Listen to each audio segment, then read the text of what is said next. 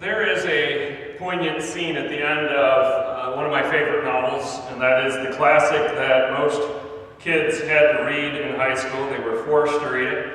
I don't know if you were when you were in high school, but many kids are forced to read this book, but I like it. It's The Lord of the Flies. Well, that scene at the end of the book has a British naval officer standing on the shore of an island that is on fire. It's a deserted island that a group of young boys have been stranded on for several weeks. There's maybe a couple dozen of these boys. The naval officer at first sight thinks that the boys are playing a game because he sees them wearing war paint and chasing one boy around with wooden spears. But he realizes to his horror that the boys are in deadly earnest and actually trying to kill that boy. The shocked British officer responds to this display of savagery by these boys from a British prep school by saying, "I should have thought that a pack of British boys, you're all British, aren't you, would have been able to put up a better show than that." The officer had higher expectations for British boys to handle a survival situation with dignity and class. Instead, he finds them behaving no better than the kind of people that he would have considered to be uncultured and uncivilized. The author, William Golding, is making a point here about the fallen nature of humanity, a condition that is common to all of mankind and one that we cannot overcome by simply having the British stiff upper lip that they're so famous for. Well, in our text today, Naomi will react to her personal tragedy and not with the lack of emotion that people mistakenly expect of those who believe in God. So let's look at our text beginning in chapter 1 of the book of Ruth, verse 19. It says this: "So the two women went on until they came to Bethlehem. When they arrived in Bethlehem, the whole town was stirred because of them, and the women exclaimed, 'Can this be Naomi?'" So they are arriving in Bethlehem. When we finished the first message from Ruth last week, we were left with two unanswered questions. Number one, how will Naomi and Ruth as widows survive? And secondly, will God overcome Naomi's bitterness and reward Ruth's faithfulness? Well, we'll begin to see the answer of that first question about survival in our text today, and the second in due course by the time we get to the end of the book of Ruth. So here we have Naomi and Ruth now having finished the journey back to Bethlehem. What reception will Naomi find after being away for 10 years? How will the villagers react to a foreign girl that she has brought with her? Well, they were certainly talking about them. The whole town was stirred. Everybody's talking about them, and the women are saying, "Is this really Naomi?" For this small village, the return of Naomi causes a great sensation. Remember that the village of Bethlehem is occupied primarily by one clan from one tribe in Israel, which means that Naomi is related to one degree or another with just about everybody. What was it about Naomi that caused them to be shocked by her arrival? Was her appearance that much changed over the past 10 years because of her stress and sorrow that they barely recognized her? Now, we've all seen pictures of the brutal aging process that occurs during the 8 years that a person occupies the American presidency, where those men seem to have aged 20 years or more through stress and worry. I think in particular of the pictures of Lincoln in just the 5 years that he was president. He looked like he aged 30 years. It's incredible. Has Naomi undergone such a similar transformation that when she comes back, the people that knew her before barely recognize her? Now, the people to whom Naomi is now returning are the ones that stayed behind when Elimelech, her husband, fled to Moab because of the famine. They are the ones that endured the famine and have come out on the other side. But Naomi is the one who looks like she barely survived the last 10 years.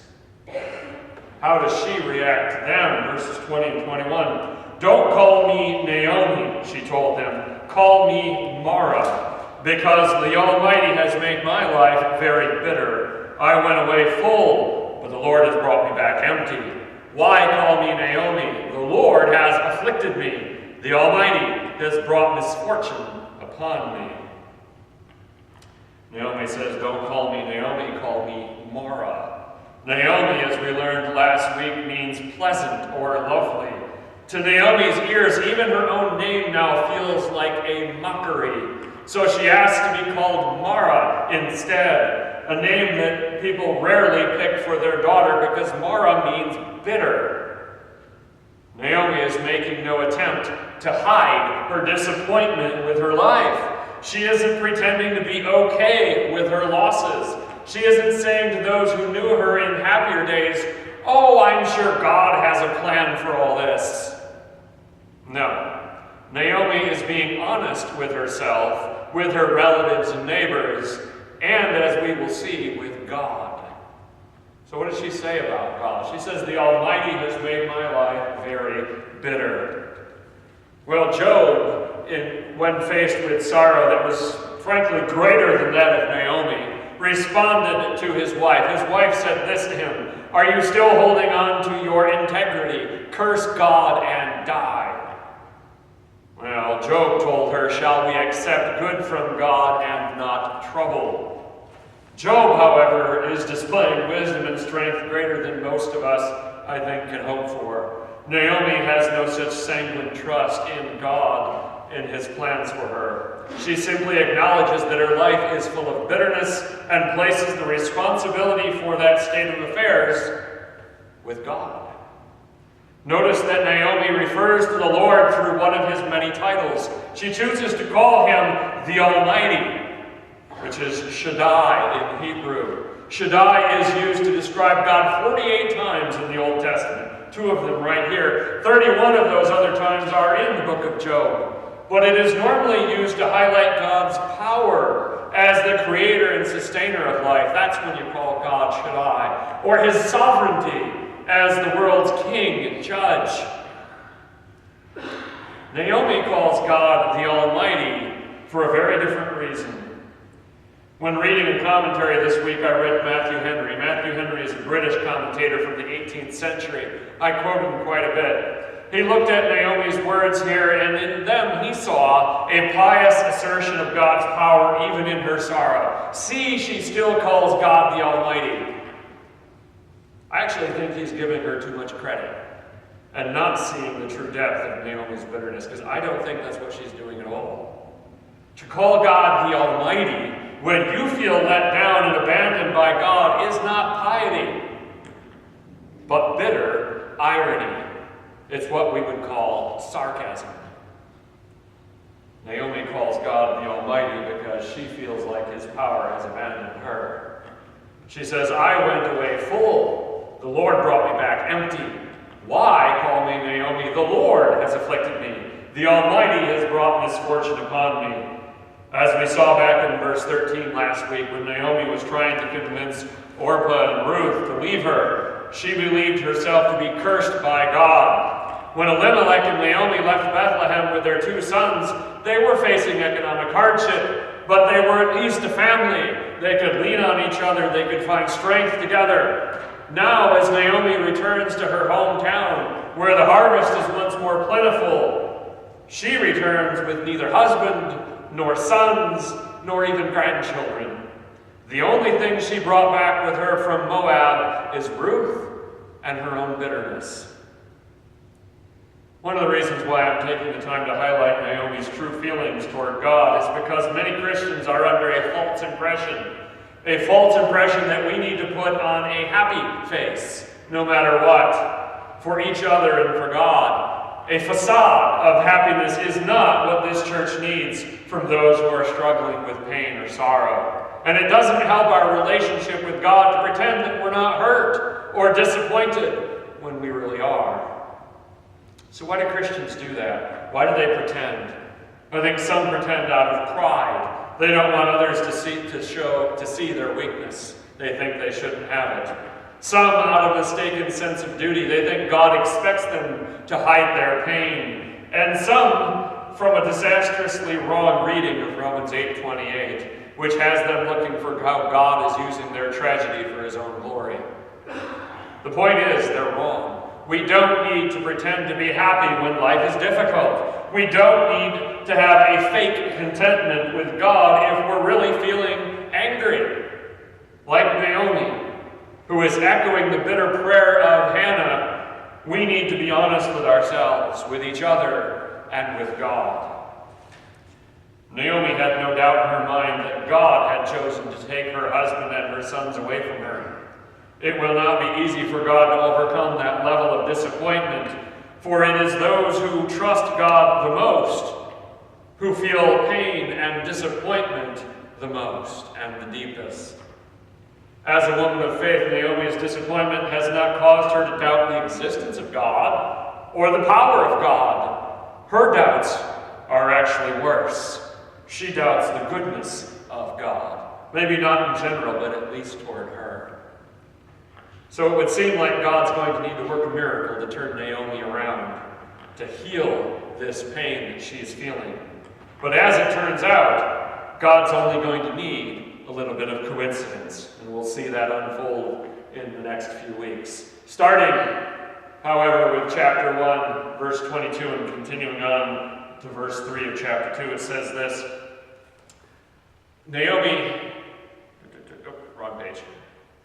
Chapter 1. So Naomi returned from Moab and accompanied by Ruth the Moabitess, her daughter-in-law, arriving in Bethlehem as the barley harvest was beginning. Now Naomi had a relative on her husband's side, from the clan of Elimelech, a man of standing, whose name was Boaz. And Ruth the Moabitess said to Naomi, "Let me go to the fields and pick up the leftover grain behind anyone in whose eyes I find favor." Naomi said to her, "Go ahead, my daughter." So she went and began to glean in the fields behind the harvesters. As it turned out, she found herself working in a field belonging to Boaz, who was from the clan of Elimelech. So we see that Naomi and Ruth have returned from Moab at the time of the beginning of the barley harvest. The women in the village probably talked about the return of Naomi and Ruth for days, if not longer. But these two widows have no time to lose if they are to formulate a plan to avoid having to choose between starving and begging. Their arrival is near the end of April. It coincides with the harvesting of the winter barley crop, a process that generally began as soon as the festival of Passover was completed. Now the land is once again enjoying sufficient harvests, but whatever land Elimelech once owned was probably rented out to others by him when he left. In the law of Moses, land had to be returned to its original owners every 50 years during the year of Jubilee. So Elimelech's land, in theory, could still support Naomi and Ruth in the long run, depending on how far off that next year of Jubilee happened to be. Might be 5 years away, might be 20, we don't know. However, even if they had access to the land, there's no men left to work it. And Naomi and Ruth are going to need food now. Not next year, not the next harvest. They need something now. So what options are left to them? Well, we're told that Naomi had a relative on her husband's side. We're not told specifically what his relation was, but he's on that side of the family. He's a man of standing, and his name is Boaz. And we'll learn much more about him in the next 3 weeks. For now, it is sufficient to take note that he is a relative of Naomi's deceased husband, Elimelech. He's not a brother. He's probably a cousin or maybe a second cousin, because that will be important later. So we need to remember that he's related. We also should take note of the success that he has had in life. This is a man who has been economically successful, a man who holds a high reputation in the community. Those two things aren't always easy to put together. It bodes well for Boaz's character. So what has Boaz to do with Naomi and Ruth? Why have we been told about Boaz? Well, let's continue. It says that Ruth the Moabitess said to Naomi, "Let me go to the fields and pick up the leftover grain." Notice that Ruth is once again called the Moabitess. We already know she's from Moab, right? They could have left it off after chapter 1 and not kept telling us the Moabitess, the Moabitess. Well, the author is doing that on purpose. It's a not so subtle reminder that we cannot forget that she is an outsider. and that she is now in the land of Judea, where she is going to have to deal with people who dislike her simply because of her ethnicity that is in the background of all of her interactions, potentially. The idea that Ruth is talking about here, picking up the leftover grain, is called gleaning. It is specifically required in the law of Moses. Let me read you. Leviticus 19, 9 and 10 is one, and the other is Deuteronomy 24, 19 to 22. Let me read you just a couple of verses from Deuteronomy so you can see what the law says about this. Beginning in verse 19, it says, "When you are harvesting in your field and you overlook a sheaf, do not go back to get it. Leave it for the alien, the fatherless, and the widow, so that the Lord your God may bless you in all the work of your hands. When you beat the olives from your trees, do not go over the branches a second time. Leave what remains for the alien, the fatherless, and the widow. When you harvest the grapes in your vineyard, do not go over the vines again. Leave what remains for the alien, the fatherless, and the widow. Remember that you were slaves in Egypt. That is why I command you to do this." The text in Leviticus also adds the stipulation that you don't go all the way to the edges of your field, that you leave some around the outside. So basically, the law commands the children of Israel to not try to get all of their harvest. They're supposed to leave what they accidentally miss, what they drop, etc., for the needy. Landowners were obligated to allow the poor to glean behind the harvesters. The text there in Leviticus and Deuteronomy mentioned leaving the missed part of the harvest for aliens, fatherless, and the widow. Well, guess what? Ruth is 2 out of 3 of those. She is a widow, and she is, of course, a Moabitess, and we've been told. So when gathering a crop by hand, which was the way they had to do it in the ancient world, more is going to be left behind than what our machines happen to leave behind today. Whether that's enough to keep the poor from starving will remain to be seen, but it is something for them. There were probably some greedy landowners who went out over their fields a second time in violation of the law, and there may have been some who chased away those who were trying to glean. But when they were doing so, they were violating the law of Moses. In medieval England, to give you a parallel, gleaning was an accepted part of common law, British common law. The poor believed it to be their right, as given by God, to glean in the fields. Wouldn't you know it, but Henry VIII passed laws allowing landowners to prevent them if they wanted to, and thus ended the right of gleaning in British common law. Well, Ruth intends to glean in the fields, following after the harvesters, as she said, behind anyone in whose eyes I find favor. So she says, if I run into resistance, I'll go somewhere else. If I'm not treated nice, I'll go somewhere else. I will go where I am welcome, and I'll stay there. Sounds like a good plan. And Naomi says to her, go ahead and do it. Naomi agrees with Ruth's plan, but she herself is too old, I think, to do this kind of hard work in the fields. So we're going to see Ruth gathering up enough left behind by the harvesters to try to feed 2 people, which of course makes her task twice as hard. So she goes out into the fields and begins to glean behind the harvesters. Ruth put her plan for survival into action, hoping to be shown kindness, willing to work in any field where she finds the right, as provided by the law of Moses, is being respected. And what does our text say? As it turned out, she found herself in the field belonging to Boaz. How many fields do you think there were of ripe barley in the vicinity of Bethlehem? Probably dozens of different fields. These are small holdings, not giant farms. And yet Ruth ends up in Boaz's field. The text says, as it turned out. The Hebrew phrase that we're translating there, as it turned out, is used a good number of times in the Old Testament. And it is used to show the hand of God at work behind the scenes. Some people would call that coincidence. We have a different word for it. We usually call that providence. Ruth could have found food in many different fields. Any of those fields she probably could have found food in. But there was only one field that would have allowed her to find more. Only one field where what is about to happen over the next 3 messages that we will see in Ruth is possible. You see, God had more in store for Ruth than mere survival. And we'll see that unfold as we go along. Let's finish up dealing with Ruth at work in the field. Verses 4 through 7. It says, "Just then Boaz arrived from Bethlehem and greeted the harvesters. 'The Lord be with you.' 'The Lord bless you,' they called back. Boaz asked the foreman of his harvesters, 'Whose young woman is that?' The foreman replied, 'She is the Moabitess who came back from Moab with Naomi. She said, "Please let me glean and gather among the sheaves behind the harvesters." She went into the field and has worked steadily from morning till now, except for a short rest in the shelter.'"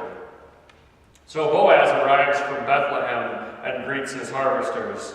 This is our first glimpse of Boaz beyond that information that we got that he's a man of standing who is related to Elimelech. Boaz evidently employed numerous workers in his fields, making him more of a businessman than the typical subsistence farmer of his day. Two other things stand out. Boaz's familiarity with his workers is one of them. It seems that they have a good relationship, and also the casual way in which he blesses them from the Lord and receives that blessing back. I think that really gives us an insight into his devotion from God. So thus far, what we've seen of Boaz makes us think that his reputation is definitely earned. And Boaz asks his foreman, "Whose woman is that?" As anyone with a modicum of curiosity would do, Boaz is curious when he sees a woman gleaning in his fields that he has not yet seen, someone he hasn't seen before. There must have been a regular group of people living in Bethlehem, aliens, widows, and fatherless, who followed after the harvesters around Bethlehem. Other people alongside Ruth that Boaz would have recognized. But he knew right away that this woman was new. And the foreman tells him, "She's the Moabitess," once again reminding us, "who came back from Moab with Naomi." Boaz learns two important facts about Ruth right off the bat. Number one, that she is not an Israelite. She's a Moabitess. And number two, that she is the widow of Naomi's son, who returned with her out of loyalty. Boaz probably was aware of her story already. The way the village has been talking about Naomi's return, I gotta imagine he heard something about it. Now he's seeing her with his own eyes.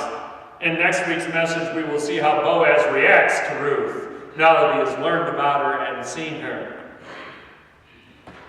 The other thing that he learns about her is what the foreman says, that she asked, let me try reading that. "Please let me glean and gather among the sheaves behind the harvesters. She went into the field and has been steadily working from morning until now."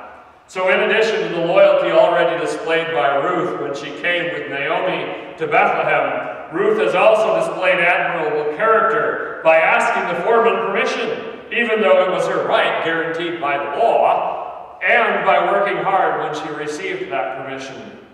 Ruth and Naomi are in a precarious situation. They have been the victims of tragic loss, but while Naomi has been defeated, at least temporarily, by her grief, Ruth shows a determination to do her part by working hard to relieve at least some of their distress. So what have we learned in this second part of Ruth, this part 2? Well, we've learned of the reality of the bitterness of Naomi's sorrow. She made that very plain to us. A reminder that honesty with ourselves, with each other, and with God about our pain, sorrow, and disappointment is preferable to trying to hide it. And secondly, we've learned about the character of Ruth that's been further revealed. Her willingness to work hard, even though she's been dealt a difficult situation in life, is a testimony to all of us. For we too will undergo difficult periods in life that will tempt us to give up. But it will be our credit and benefit if we, like Ruth, do our best with the resources we've been given to try to rectify our situation. Lastly, something else that we've seen just a glimpse of. We've seen the hand of God already intervening in the story of Ruth and Naomi by turning her feet seemingly toward Boaz's field. While Naomi is feeling abandoned by God, and Ruth may not yet even really know him, we see that God is already at work, and soon enough, God's plan will come to fruition.